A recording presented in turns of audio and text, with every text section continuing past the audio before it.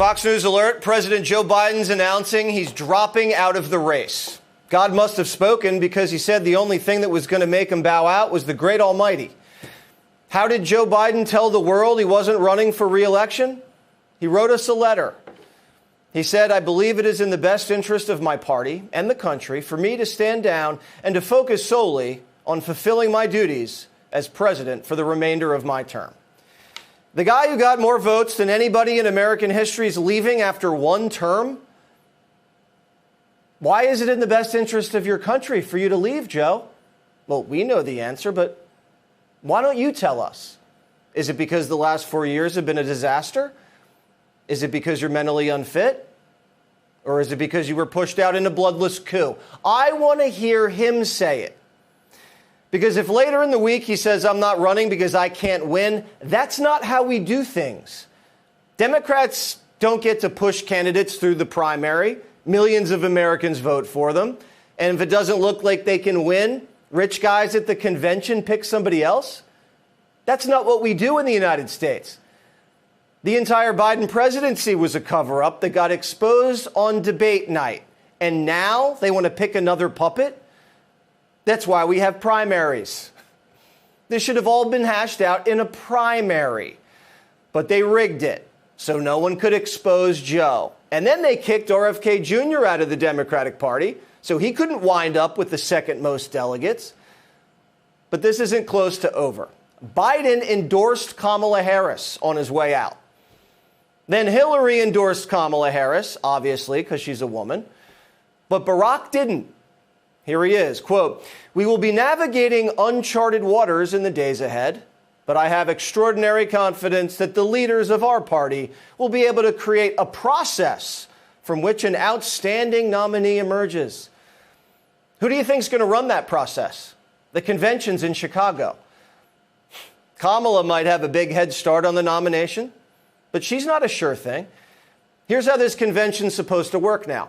All of Biden's delegates are now uncommitted. This nomination's wide open, and it has to be resolved by mid-August. Primetime interviewed President Trump and his VP nominee, J.D. Vance, this weekend, and this is what they told us about an open convention. You don't even know who you're running against. No. You could be debating Kamala. You could be debating Kamala.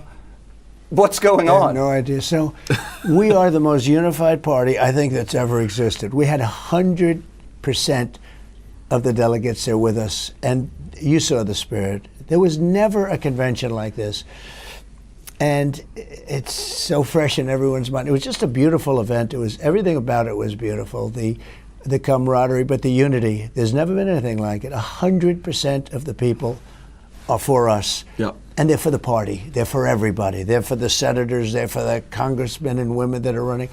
It was a beautiful thing to watch. There was no dissension. There were no fights on the floor. I mean, some of these conventions are vicious. I mean, you go there back, might be a vicious convention in Chicago. It could be. It could be. So they're going to cook up something at the convention. They might throw Gretchen Whitmer at you. They might throw Gavin Newsom at you. They might throw Michelle Obama at you. Yeah, I wouldn't be worried about any of them. Look, they have bad policies. Forget about the people. They have an open border policy. They have a high tax policy. They have a bad military policy. The whole world is going woke. Their world is going woke. The Green New Scam, we're spending all our money on things that don't work. The whole thing is a mess. We'll have more of that interview this hour and tomorrow night. The Democrats aren't changing policies. They're just putting a new face on them. Kamala is even more radical and incompetent than old Joe Biden. She's even more unpopular than the most unpopular president in American history. And polls show Trump beats her just as easily as he beats Biden. Trump's now running against Harris Biden because Joe stays in the White House. Harris is still on the ticket, and it's still the same bad record. Is Joe going to speak at the convention? Does Kamala even want Joe to speak at the convention?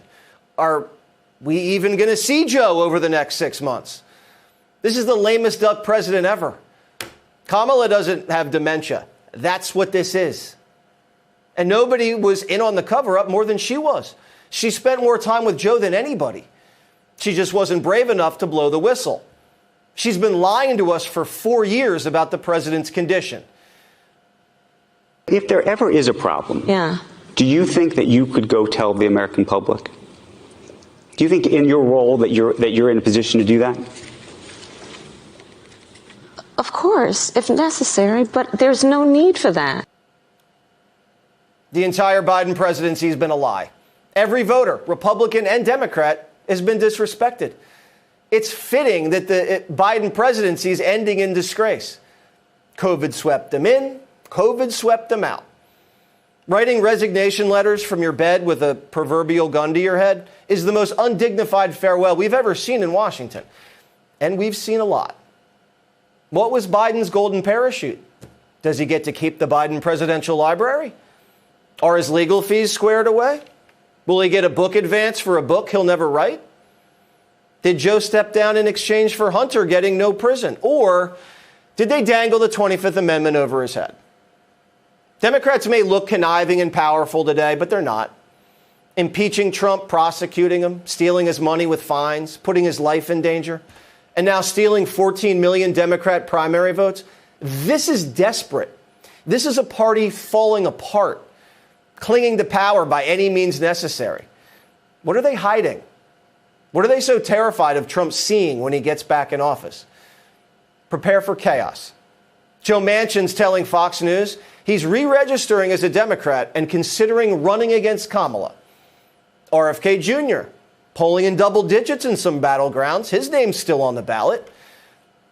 And any move against Kamala Harris is going to trigger an identity politics bloodbath. The Congressional Black Caucus already endorsing Harris just moments ago.